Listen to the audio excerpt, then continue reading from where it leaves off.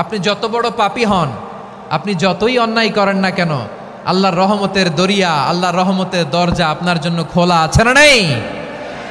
জায়নামাজটা বিছিয়ে দেন, চোখের পানি ছেড়ে দেন, 2 রাকাত নামাজ পড়ে সেজদায় লুটিয়ে পড়ে কাঁদেন। যত গুনাহ আপনার হোক না কেন, আপনার গুনাহ মাফ করে কবুল করে নিবে কে? যারা প্র্যাকটিসিং, যারা ইমানদার, তাদেরকে বিশ্বনবী জান্নাতের সুসংবাদ দেন। আওয়াজ করে পড়েন সুবহানাল্লাহ। এজন্য রব্বুল আলামিন বিশ্বনবীর পরিচয় অন্য আয়াতে এভাবে তুলে ধরেন, ওয়ামা আরসালনাকা ইল্লা কাফাতান লিন্নাসি বাশীরাও ওয়া নাযীরা।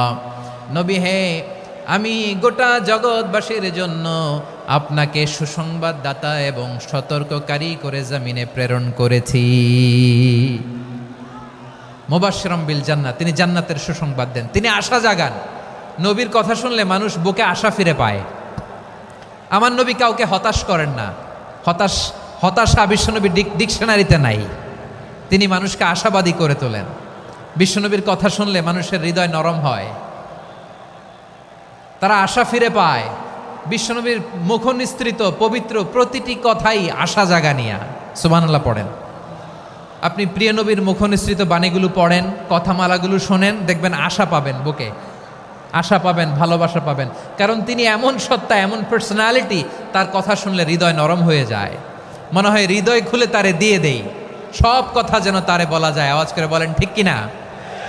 সে